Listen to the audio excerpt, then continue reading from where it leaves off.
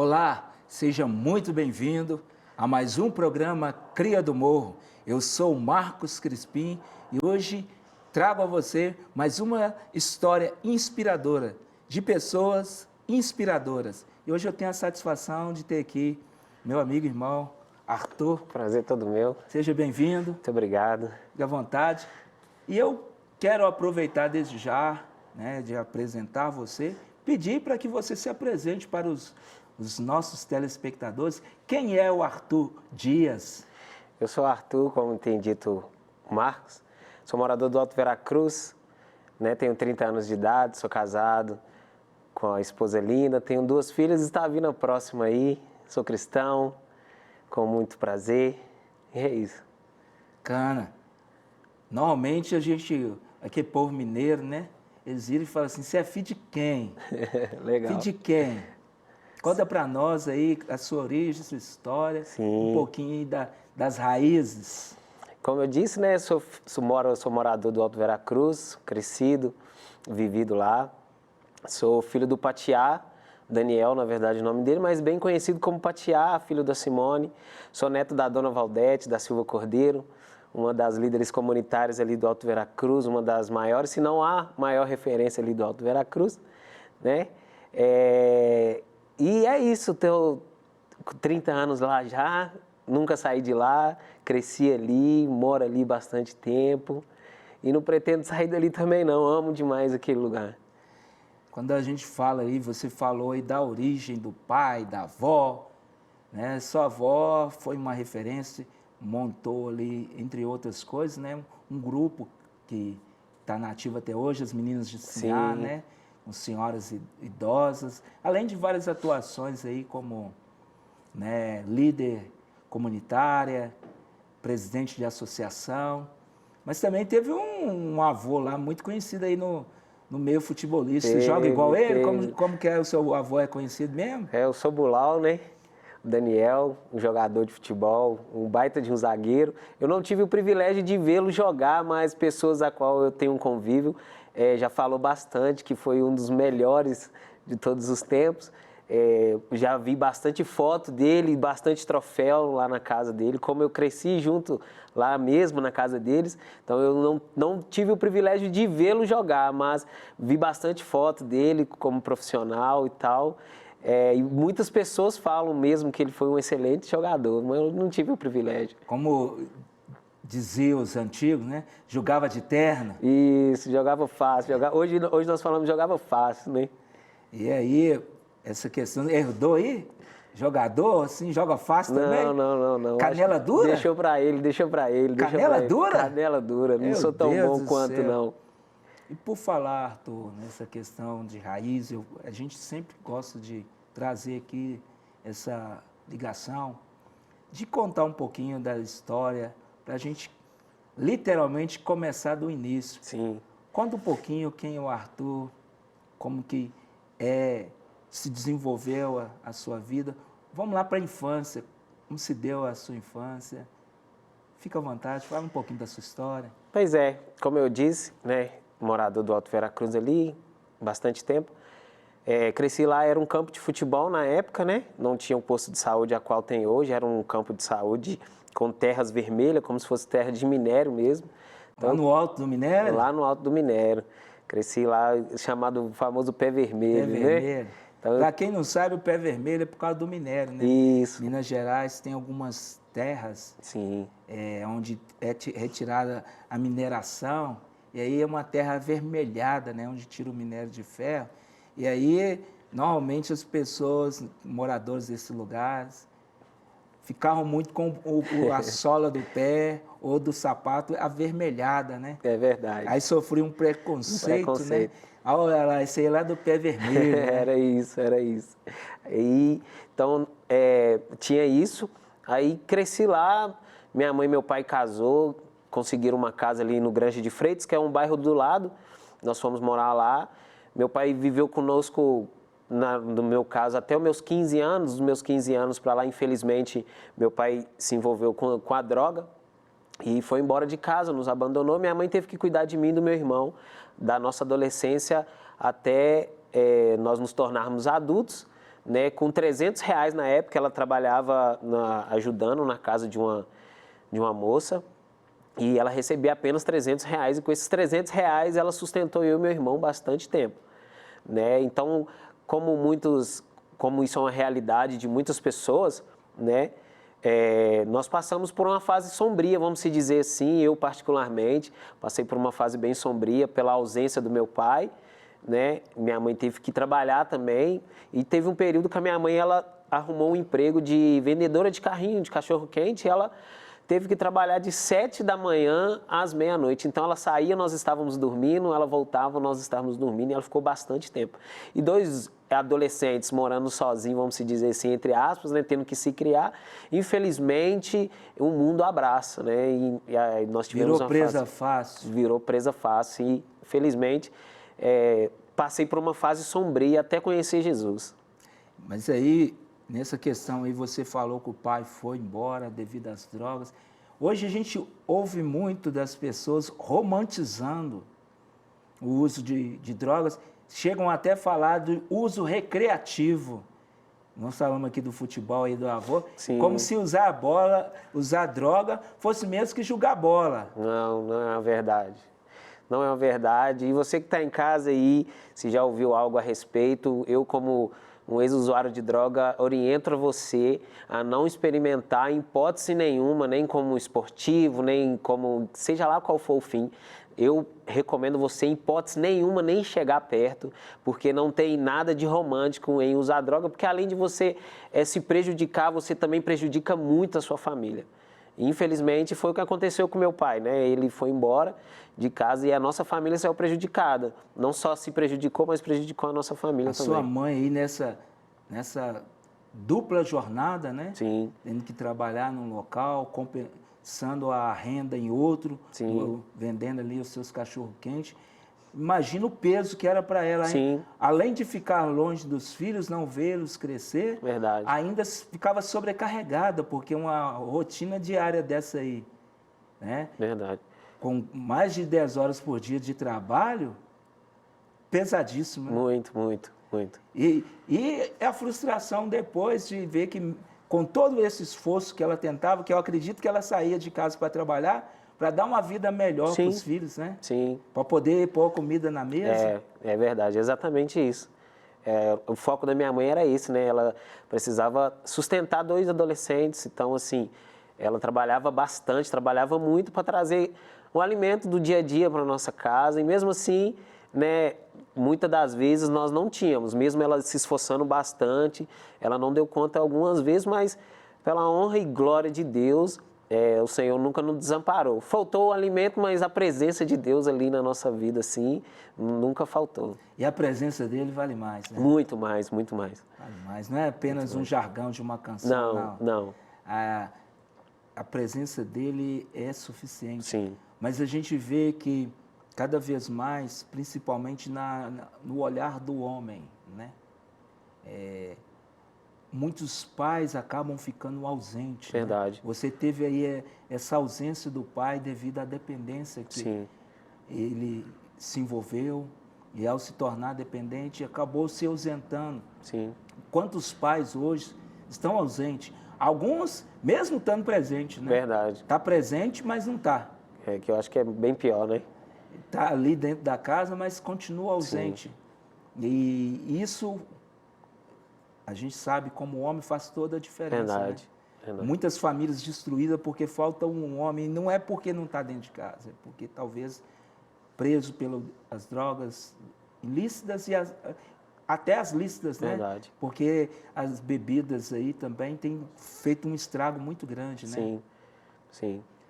Fala um pouquinho para nós aí, você falou aí que acabou se perdendo, como foi esse período? Pois é, como minha mãe precisou trabalhar, eu e meu irmão, nós ficávamos muito tempo sozinhos dentro de casa, então às vezes nós tínhamos a responsabilidade de ir para a escola sozinho, e assim, né, jovem, adolescente, não quer ir para a escola em hipótese nenhuma. Às vezes, com a mãe às vezes tem que insistir muito, imagina com a ausência da mãe. Então a gente fingia que ia para a escola e a gente ia voltava, para outro lugar, matava a aula? Você é aula. dessa turma de... Eu era dessa turma de matar a aula. Meu Deus do céu. Aí nessa daí que a gente matava a aula, né, a gente acabou se envolvendo com amigos, entre aspas, que não é amigo. Ainda bem que a aula é imortal, né? Você mata ela, no outro dia ela tá lá de novo. Ainda bem, ainda bem, ainda bem. E a gente, eu e meu irmão, a gente começou a se misturar demais com as pessoas, né? Que não deveria estar andando. E a gente, no meu caso particularmente, eu experimentei uma vez e, vamos se dizer assim, foi legal. Foi legal, mas na verdade eu acredito que era uma tentativa de suprir uma ausência de alguém, né? E nessa daí nós fomos nos afundando, eu particularmente me afundei bastante em relação à droga, até conhecer Jesus, mas foi mais na ausência do meu pai mesmo, e da minha mãe, porque minha mãe trabalhava, então ela não poderia acompanhar de perto. E ela sofreu muito nesse período a qual ela teve que lidar comigo e com meu irmão, porque eram dois adolescentes, até chegar na juventude ali, 2 usuários de droga, e ela sofreu bastante conosco, infelizmente. E aí, a sua mãe já tinha um sofrimento do esposo. Sim. Agora os filhos também. Os filhos também, infelizmente. Nessa dependência, nessa situação. Sim. E isso progrediu durante um tempo, você foi envolvendo com o uso de drogas. Como se deu esse período da sua vida? Eu posso dizer que é um período bem sombrio, né? Porque foi dos meus 15 até os meus 27, 28 anos de idade, entrando nessa aí. E foi algo bem sombrio mesmo. Não tem nem outra palavra para dizer, é algo muito sombrio, algo que terrível, terrível. Que aí infelizmente, nós vivemos uma falsa realidade, né? Que ali nós vamos nos misturando, faz a amizade a qual não convém, e com isso nós vamos só afundando, afundando, e para nós, né? Para quem está na droga, acha que está tudo bem, ela não tem uma visão panorâmica, ela tem uma visão muito superficial do momento. Então ela vai curtindo, vamos se dizer assim, entre aspas, curtindo o momento, mas na verdade ela está só se afundando, e era o que acontecia muito comigo, eu só me afundava, até conhecer Jesus. E é interessante isso, porque muitas das vezes as pessoas procuram as drogas buscando uma saída, uma alternativa. Verdade. Ou uma alegria. Só que, ao tentar fugir do problema, buscando a solução em outro, acaba somando 2 problemas. Porque a hora que passa o efeito da droga, o problema está lá no mesmo lugar. Exatamente. Só que agora tem mais um, né? A dependência, né? Ou pior, verdade. Agora soma-se aquele problema que ele tinha, da ausência, no seu caso, do pai. Com mais a dependência, os gastos que geram. Porque, por que eu falo isso, a questão das drogas? Ela nunca será a solução. Químicos com caráter distorcido, porque quem produz as drogas não é alguém bem intencionado, eu vou fazer isso aqui para que as pessoas tenham uma alegria plena. Não. Ele está querendo explorar, ele está querendo pegar o seu dinheiro. Com isso, ele está pouco lixando, que vai te tornar dependente, se ele vai acabar com a sua saúde e destruir a sua família. Esse é o químico que produz as drogas. Então, não tem nada de romântico, não tem nada de uso recreativo.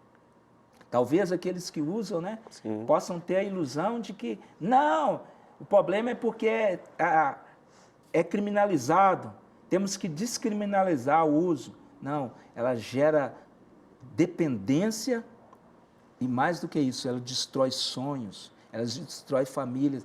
Quem vai fazer uso disso, você vai ver que ele vai se tornar cada vez mais dependente, ele vai perder a motivação, o sentido da vida. E aí, tudo se perde, são portas de abismo, né? Como diz o salmista, um abismo puxa outro abismo. o outro. Verdade. Mas aí você falou que entrou Jesus. Sim. Esse cara é bom, hein? Esse é bom. Ele é bom demais, incrível. E como foi essa experiência de conhecer Jesus ou ser conhecido dele? Eu gosto de dizer que eu prefiro ser conhecido dele e consequentemente, eu vou conhecê-lo. Jesus foi, vamos dizer assim, o cara que me salvou literalmente, né? Estava ali sem esperança, no fundo do poço? Total, sem esperança nenhuma. Estava perdido, literalmente perdido. Não tinha sonhos mais, não tinha mais expectativa para futuro mais. Literalmente eu estava, como se dizia o Zeca Pagodinho, deixa a vida me levar. E nós sabemos quando nós deixamos a vida levar, né? Nós sabemos o fim. Fim. É isso aí, Jesus Ela não me vai te resgatou. levar para uma praia com afrodisíaca, com as coisas. Não, pelo não. contrário. Vai te levar para o fundo do poço. Exatamente. Então eu conheci Jesus nesse momento tão sombrio. A minha esposa, ela estava indo para a igreja, né? E eu ficava em casa porque eu usava a oportunidade dela ir para a igreja para usar droga. A certo dia, e ela não precisou me evangelizar, ela não precisou falar nada. Eu vi a postura dela diferente, então eu estava vendo Cristo nela. E isso estava me constrangendo de uma forma que eu decidi ir para a igreja. Ela não precisou me chamar nem nada, eu vi a forma dela, a postura dela, a conduta dela. E isso me constrangia porque eu via Cristo nela. Isso foi me constrangendo até eu ir para a igreja. Então, mesmo usando droga, eu continuei indo para a igreja, fui na igreja, continuei indo, até eu entrar no seminário teológico Carisma. Uai, tu és carismático? Eu sou carismático. Até eu conhecer o carisma e lá no seminário teológico, lá a minha vida foi transformada, foi lá que eu realmente conheci Jesus e fui reparar que Jesus também me conhecia. Ele já te conhecia? Já me conhecia. Como ele falou lá com Jeremias, capítulo 1, né? Antes que se formasse, né? Ele já, no ventre da mãe, já te separou, te escolheu para falar do nome dele, para anunciá-lo entre as nações. Sim. E Deus não trabalha com plano B, não. Né? Verdade. O plano dele é um plano só, é plano A. Não tem esse de plano B. Né? Ah, não, estava indo no caminho errado, aí Deus mudou o plano lá. Não, é um plano só. Verdade. Né? E aí, como foi essa experiência de fazer carisma, de estar no seminário teológico? Foi uma experiência incrível. Você não desviou, não, esse negócio que o cara vai fazer carisma aí, vai fazer teologia, ele desvia, deixa de ser crente? Não. Na verdade, nós usamos até uma fala bem interessante, que a pessoa que faz teologia, ela não esfria, na verdade, ela apaga o fogo estranho, né? Então, assim, foi lá que eu tive uma revelação de quem Jesus é. E a minha vida literalmente foi mudando. Então eu dizia que eu vivi uma vida sombria, e como as Escrituras nos diz que Ele é a luz do mundo, então essa luz me encontrou e eu fui encontrado. E hoje, pela honra e glória de Deus, eu sou um dos líderes ali da Igreja Batista da Lagoinha, né? Tem o Culto Fé, que é um dos cultos incríveis lá também. Você que se sente mais do que convidado, tá? Toda terça-feira, às 19h30, nós temos o Culto Fé. O Senhor Jesus, Ele me capacitou para estar... Ali é onde? Você está ali de Mineiro. No Alto Veracruz, me perdoa, ali no Alto Veracruz, na Zona Leste. Então, toda terça-feira, às 19h30, no Alto Veracruz. E de repente, o cidadão está assistindo a Rede Super lá na Alagoas. Não lá sabe, no Rio de Janeiro, aí você fala ali, ele ali. É o Ali de Mineiro. Esse é Ali de Mineiro. É o Ali de Mineiro. Ali na Zona Leste, ali no Alto Veracruz. Lá em BH, né? Lá em BH, Belo Horizonte. E fala, BH é quem? BH é nosso, é nosso. É nosso. E aí, nessa experiência de carisma, foram quantos anos? Eu fiquei 2 anos e meio. Exato. 2 anos e meio lá no Carisma. Para louvor e honra e glória de Deus. Foi algo extraordinário. Tive experiências com Deus, experiências que até hoje tem um impacto na minha vida tremendo. Né? Passei por experiências extraordinárias, sobrenatural mesmo, onde eu vi Deus se movendo, Deus transformando a minha história de dentro para fora. Né? Porque eu frequentava a igreja, mas eu não era a igreja. Eu até ia na igreja e tal, ouvia a palavra. Era um telespectador? Eu era um telespectador. Assistidor de culto? Sim, mas eu não era uma igreja. Na arquibancada ali assistindo culto? Era. Aí lá eu me tornei igreja, né? E tive experiências incríveis lá, e lá minha vida foi mudando. Lá eu digo que o meu início começa ali, né? Foi a partir que eu fiz o Carisma que as coisas foram mudando. Eu falo que eu me converti ali, no Carisma. E agora, com esse conhecimento, com essas experiências que você vivenciou na caminhada do Evangelho, fazendo Carisma, podendo aprofundar um pouco mais nas Escrituras, que não é só o ensino, carisma, só o ensino da palavra, não. Tem vivência também ministerial, né? E agora, exercendo o ministério, como que tem sido essa experiência de Estou vendo aí que você está com a camisa aí, Plano de Deus. Sim, sim, plano de Deus. É o plano de Deus, é exatamente isso. Foi um plano de Deus, a qual eu não conhecia, mas era um plano que ele já tinha preparado para mim. Hoje, pela honra e glória de Deus, nós estamos exercendo com excelência, sendo discipulado aí por um pastor incrível, às vezes você não conhece. Mas me apresenta aí. Eu te apresento. Eu posso citar o nome dele aqui?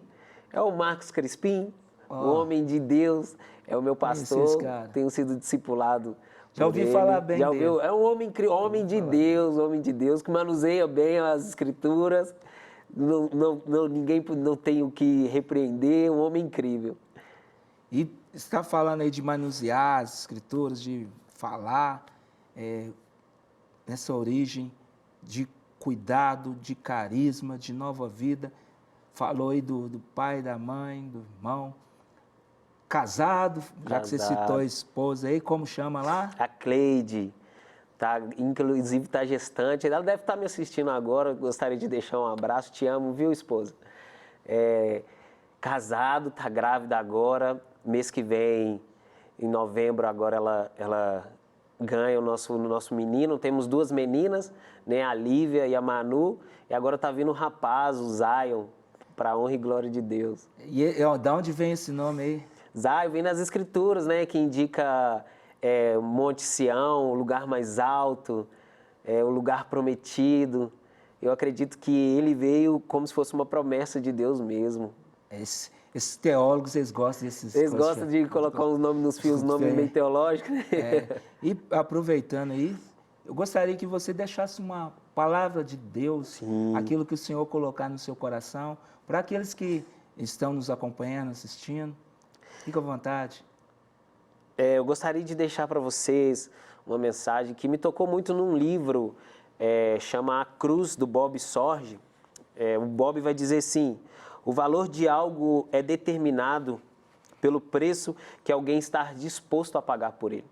Ou seja, você, embora a sociedade tenta te rotular, tenta colocar rótulos que te diminuem, palavras a qual te diminui, para Deus você tem um valor muito grande.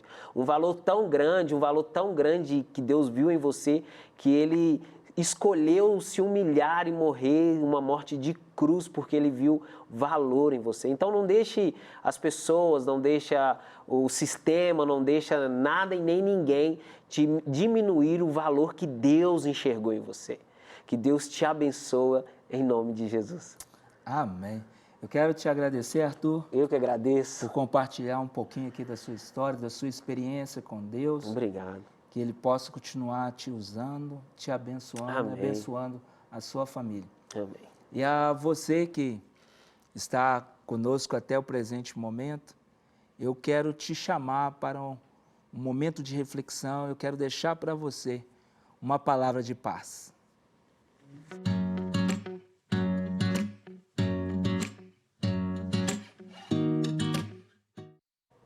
Olá, eu quero te agradecer por estar conosco até esse presente momento e eu quero deixar para o seu coração uma palavra de paz, uma palavra de Deus para você. Em 2 Coríntios, capítulo de número 5, versículo 17, a Bíblia vai falar assim, que se alguém está em Cristo, nova criatura é. As coisas velhas se passaram e eis que tudo se fez novo. Uma nova história Deus tem para você. Deus tem para você uma nova vida. Mas essa nova vida, ela é ofertada, ela é oferecida através de Jesus. Você pode experimentar uma vida plena, muito além do que a vida da pseudo-droga possa te oferecer. Alguém possa oferecer a você algo que vai mudar a tua vida, mas ele só vai te causar dependência. Mas a vida que Jesus te dá, essa é uma vida abundante, uma vida plena, uma vida onde não vai te aprisionar, pelo contrário. Jesus, ele é a verdade que liberta. Se você permitir Jesus entrar na sua vida, ele vai mudar a tua história, ele vai mudar o teu destino. Por isso, eu quero findar este programa, deixando para você essa palavra. Que Deus em Cristo te abençoe. Forte abraço.